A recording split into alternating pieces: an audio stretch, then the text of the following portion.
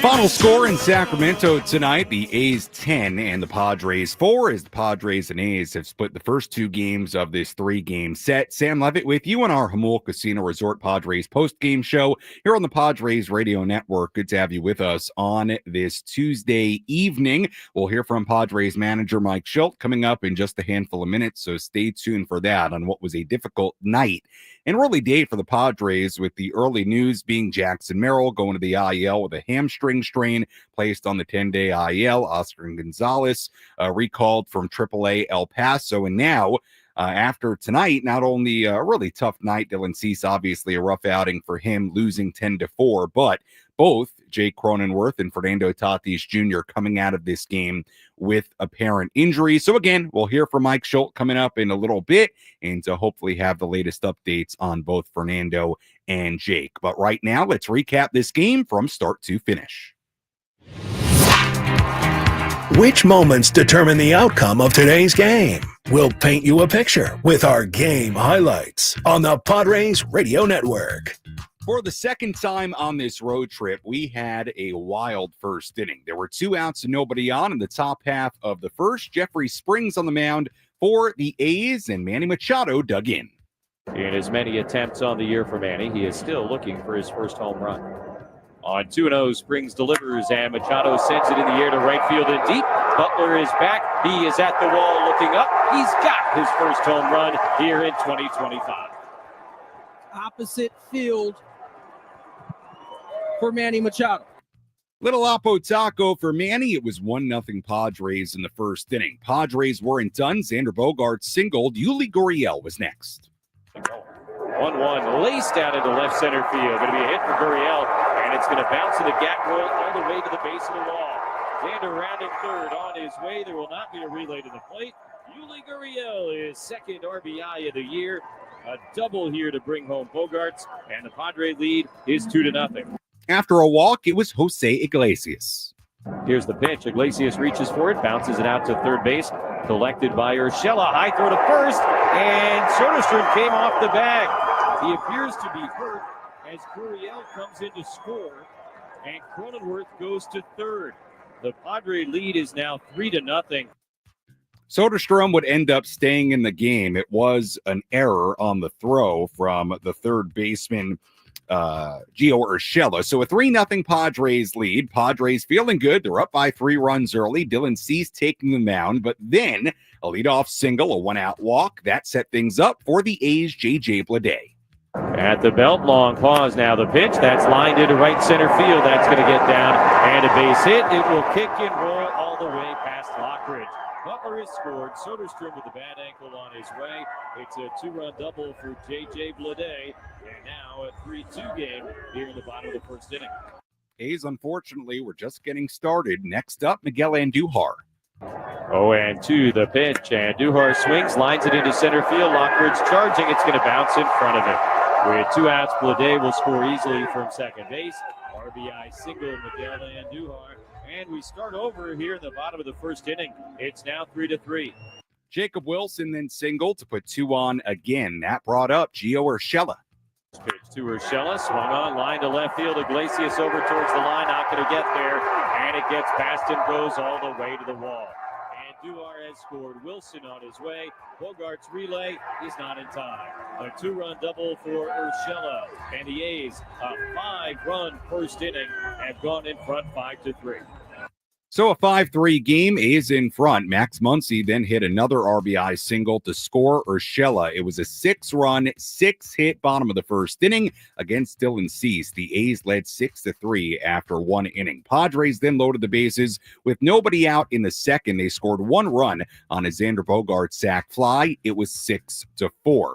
Should mention that in the top half of the third, Jake Cronenworth grounded out to second base to begin the inning, and Cronenworth never really got out of the box. He clearly was in a lot of discomfort after taking a swing and rolling over to second base. He would come out of the game. Again, we'll hopefully hear from Mike Shildt, the latest update on Jake. But it's notable because then Jose Iglesias, who was making his first ever start in the outfield, made a couple of nice plays in left field in the opening inning. He went to second base. Oscar Gonzalez, who showed up about 30 minutes prior from AAA El Paso, he went to left field. So when Cease went back to work in the bottom half of the third, it was Iglesias at second, Gonzalez in left. Padres still trailing 6-4. Cease walked the leadoff man, then an infield single. Jacob Wilson was next. 1 pitch, and on the ground to the left side, beyond the dive of Bogaerts into left field, and now it gets by Gonzalez. Bleday had stopped at third. He starts back up, comes in to score, and Duhar right behind him, and a costly error by Oscar Gonzalez just into the game in left field. Just into Sacramento off a flight from El Paso, and the A's lead is now 8-4. Gio Urshela then hit another RBI double. That made it 9-4. Cease would get through 4 innings. All 9 runs were earned, a career high in earned runs allowed for Dylan Cease. Springs went 6 innings, gave up just the 4 runs. Alec Jacob pitched 2 scoreless innings to get the game to the 7th inning with the Padres trailing 9-4. J.J. Bleday led off the bottom half of the 7th with a home run against Yuki Matsui to make it 10-4. And that was about all there is to tell you about. Wandy Peralta would pitch a scoreless bottom half of the 8th inning, but the A's holding on to a 10-4 lead. They go on to win by that final score here tonight. Jose Leclerc, Justin Sterner, Tyler Ferguson, scoreless 3 innings out of the bullpen after Springs went 6 innings and gave up 4 runs. And that was that here tonight. Tough one for the Padres, no doubt about it, in a number of different respects, losing the middle game of this series 10-4. Padres dropped to 9-3. The A's improved to 5-7. We'll step aside. When we come back, we hear from Padres manager Mike Shildt right here on the Padres Radio Network.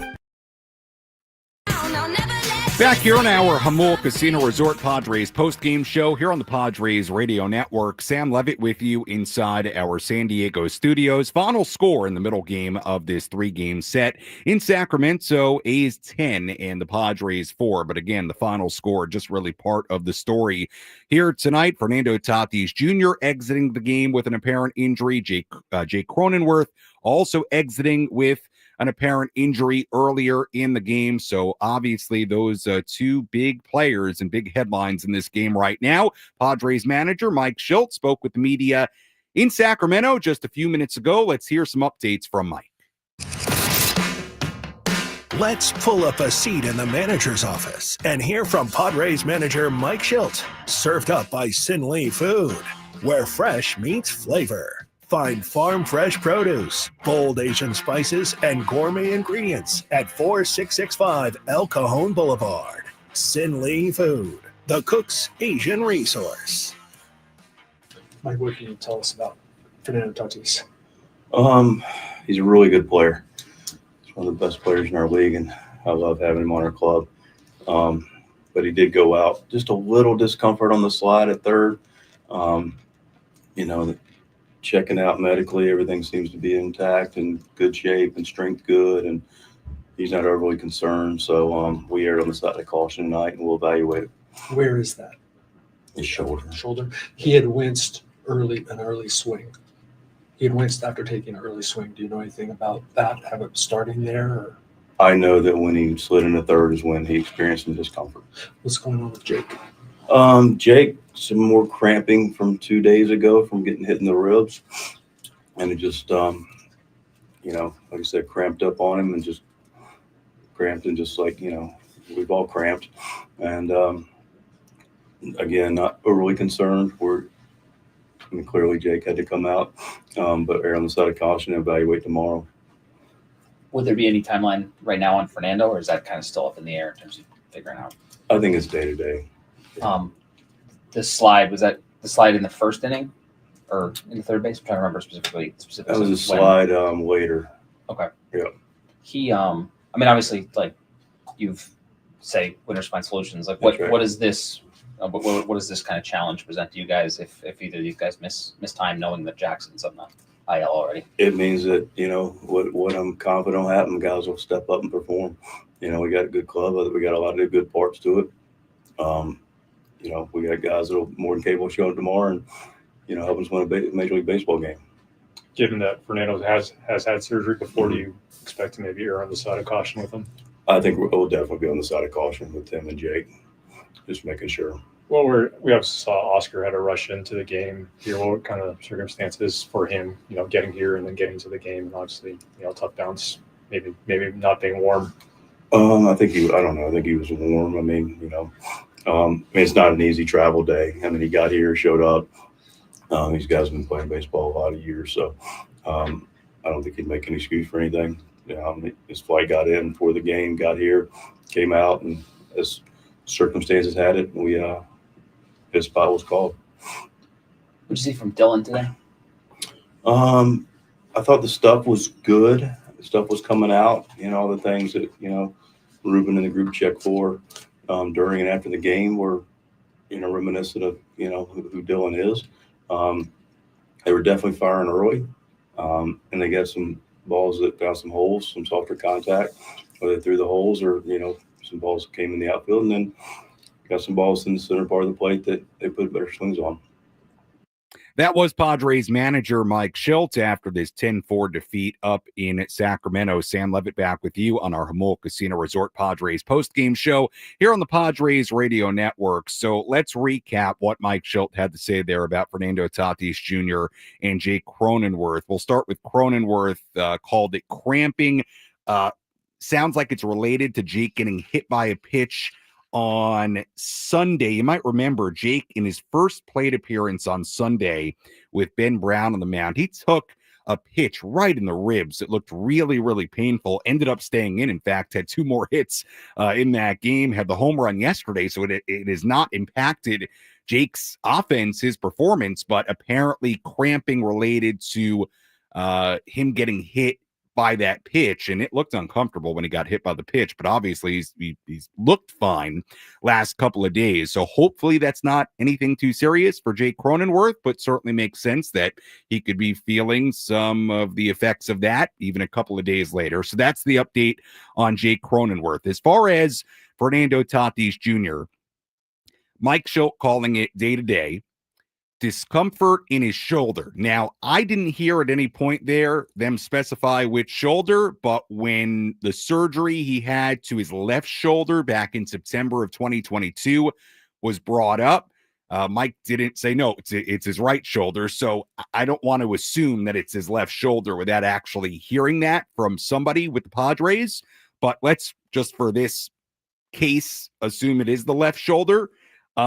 It's interesting for two reasons. Number one, if it is the left shoulder, that is the shoulder that he had surgery on to repair the labrum in his left shoulder in September of 2022. But the thing that's kind of interesting about what happened tonight, Mike Shildt mentioned the slide, and I think that slide was after he winced on the swing. You may have noticed, or you may have seen it on social media earlier tonight. Fernando took a swing in his second plate appearance tonight. He ended up walking where he winced after a swing, a very clear wince of some sort of discomfort. And then he went to third base on the sac fly from Bogaerts in the second.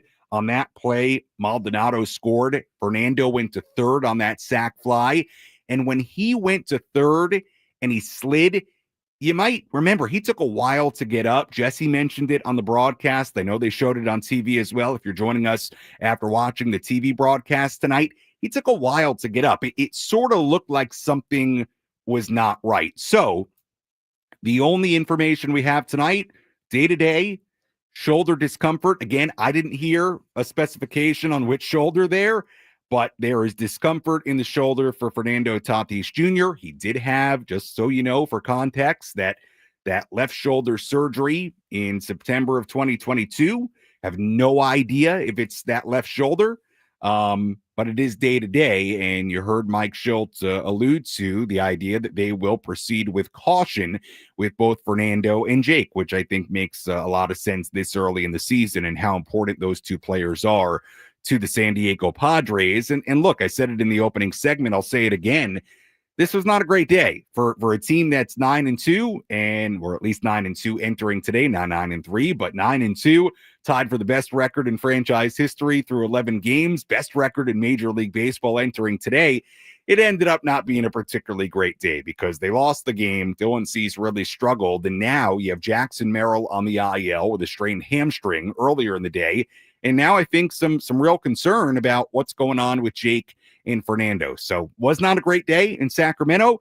And we'll see. The Padres' depth might get tested here in a pretty significant way in the first couple of weeks of the season as the Padres fall to 9-3 with the 10-4 defeat in Sacramento here tonight. We'll step aside. We'll come back with more. If you want to get a phone call in, phone number to call is always 833-288-0973, 833-288-0973. Phone number to call. We'll have a full look at the out-of-town scoreboard. Much, much more to do as the Padres fall tonight 10-4 against the A's in Sacramento. Our postgame coverage continues after this on the Padres Radio Network.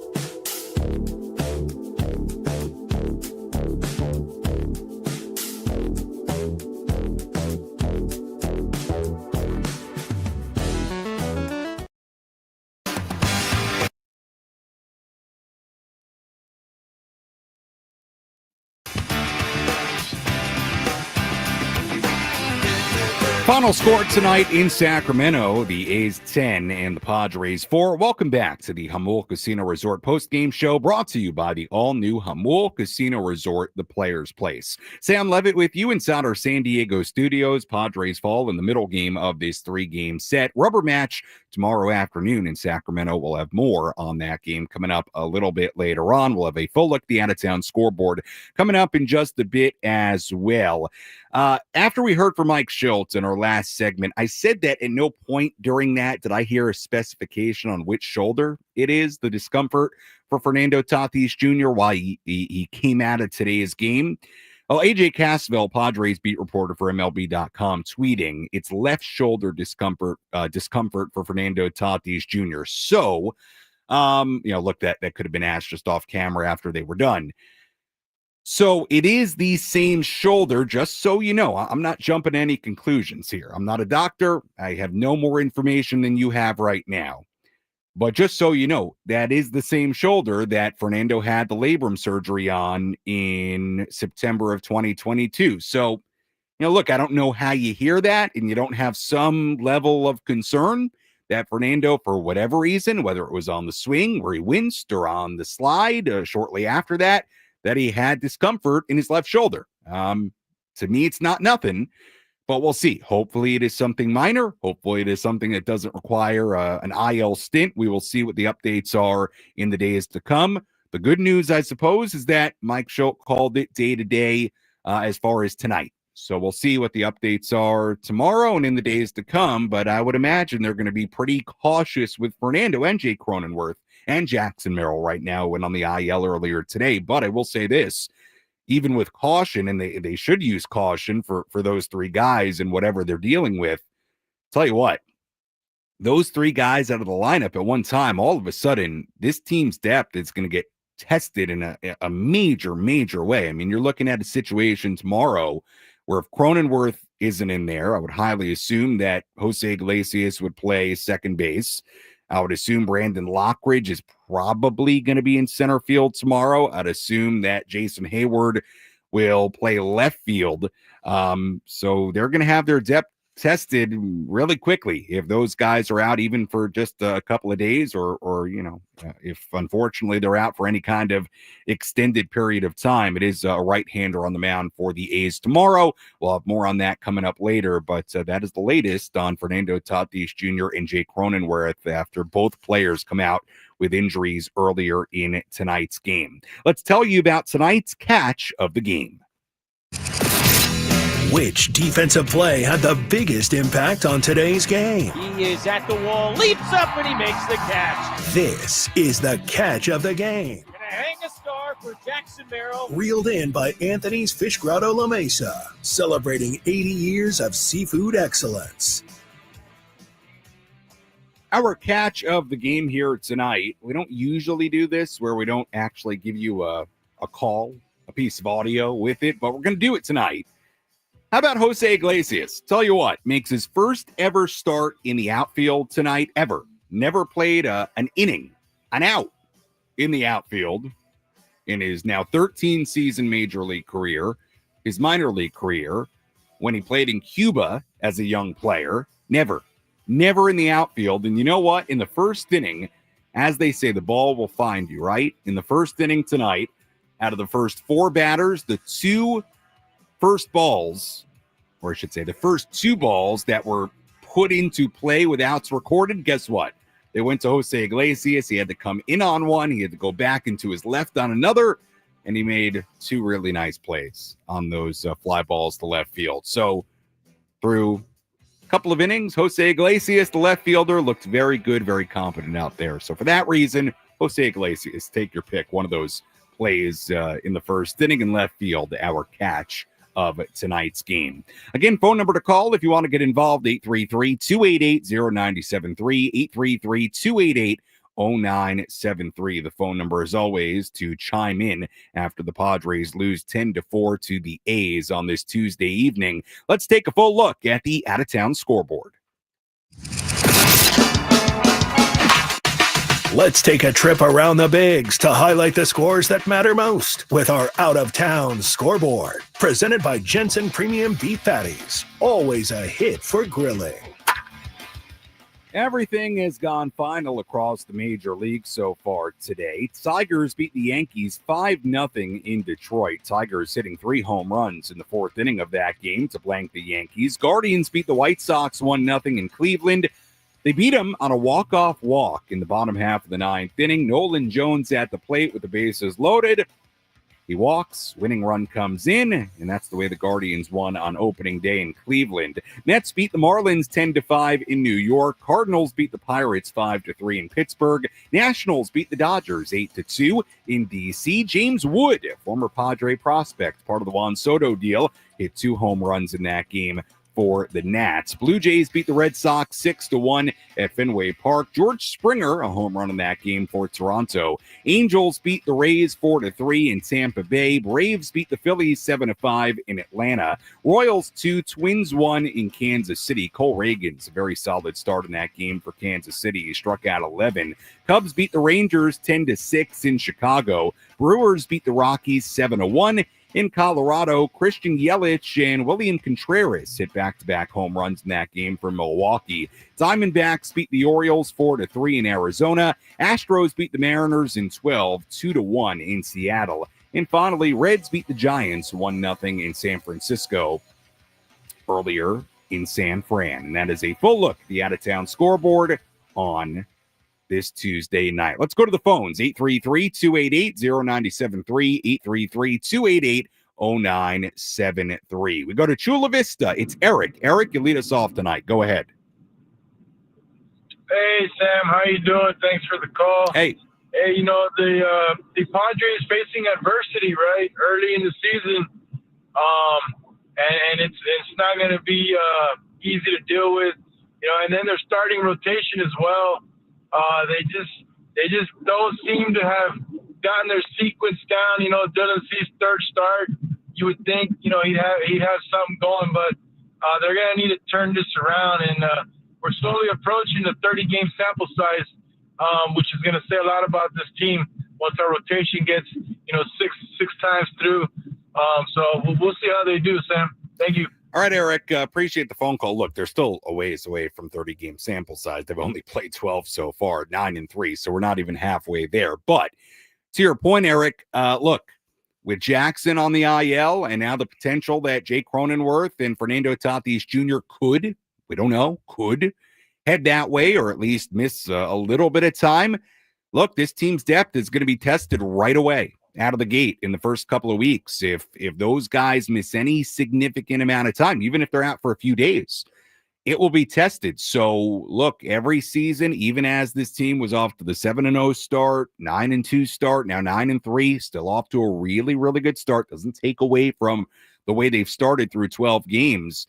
But we said it time and time again in the first week or so of the season, there are so many twists and turns to a baseball season, and you deal with injuries too. I mean, this happens to every team at some point, typically.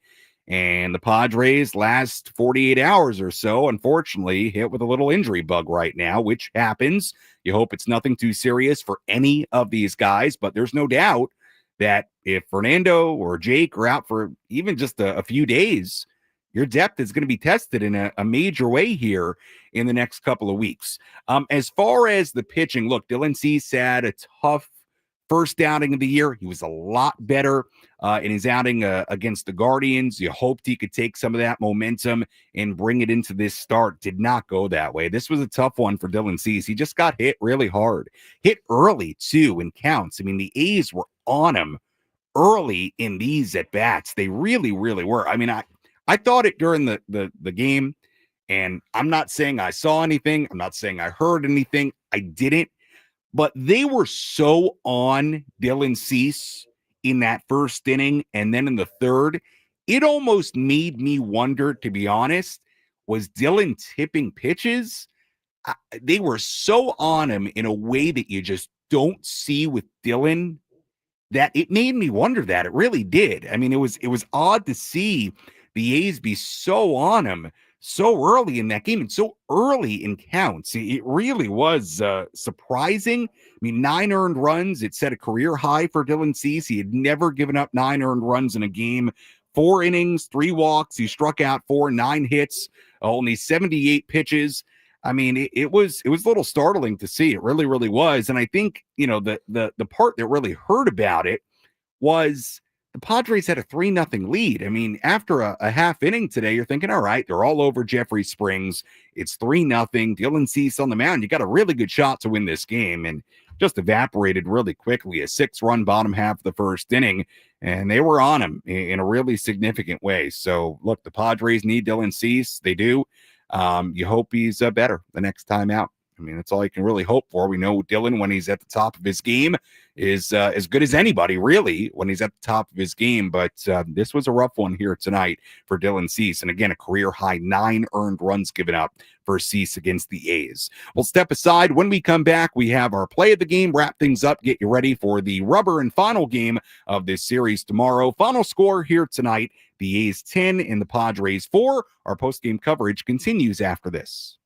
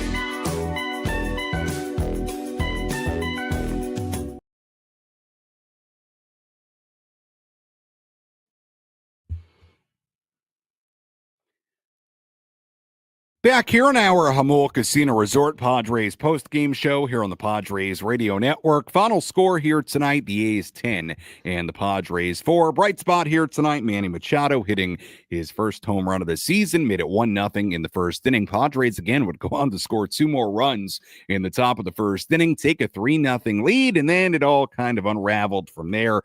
The A's scoring 6 in the first inning. Padres would make it 6-4 in the top of the second on a Xander Bogaerts sac fly. fly, but the A's getting 3 more in the third against Dylan Cease, 1 more in the 8th inning, the home run by J.J. Bleday, and that was the final score. A's 10 and the Padres 4 as the A's even up this 3-game set at a game apiece. We'll have more on the final and rubber game of this series tomorrow in just a couple of minutes. First, let's hear our play of tonight's game.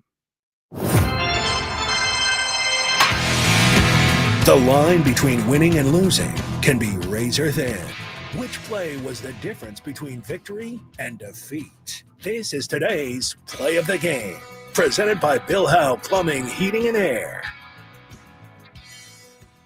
To Urshela, swung on, line to left field. Iglesias over towards the line, not going to get there, and it gets past and goes all the way to the wall. And Duar has scored. Wilson on his way. Bogart's relay is not in time. A 2-run double for Urshela, and the A's, a 5-run first inning, have gone in front 5-3. Well, as always, never gives us any great pleasure to select an opposition RBI hit for play of the game, but some nights it kind of is what it is, and tonight it's kind of that way. That was the 2-run double from Gio Urshela, made it a 5-3 game, gave the A's the lead all the way back in the bottom half of the first inning, and guess what? The A's would not relinquish that lead here tonight, so for that reason, it is our play of the game. As always, if you missed any portion of our post-game coverage here on our Jamul Casino Resort Padres post-game show, you can go back and listen to all of it, or any of it, whatever segment you want, on the Inside San Diego Baseball podcast with Sam Levitt. As always, available on the Odyssey app or wherever you find your podcast. If you would rather watch any portion of our post-game coverage, you can do that on the 97.3 The Fan YouTube channel, and you can watch any portion of our post-game coverage there as well. Taking a look ahead to tomorrow's game, the final game of this 6-game road trip before the Padres have an off day on Thursday. They come back home for a 6-game homestand, beginning against the Rockies on Friday. Again, off day Thursday, but first things first, tomorrow they play the final and rubber match of this 3-game set against the A's in Sacramento. First pitch tomorrow at 12:35 p.m. Our Eco Water SoCal Padres pregame show will begin at 11:35. Right-hander Randy Vasquez on the mound for the Padres against right-hander Osvaldo Bido on the mound for the A's. Again, first pitch tomorrow at 12:35, and our pregame coverage will begin at 11:35.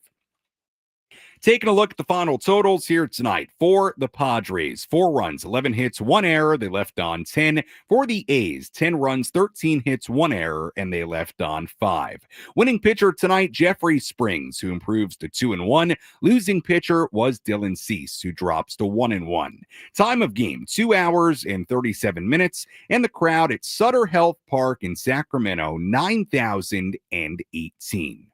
Once again, first pitch tomorrow, 12:35 p.m. We'll talk to you at 11:35 with our pregame coverage. Until then, for our great studio coordinators, Jeff Hamby and Kyle Ovenshire, I'm Sam Levitt saying so long and good night from inside our San Diego studios. Our final score, once again, the Athletics 10 and the San Diego Padres 4. We'll talk to you tomorrow on the Padres Radio Network.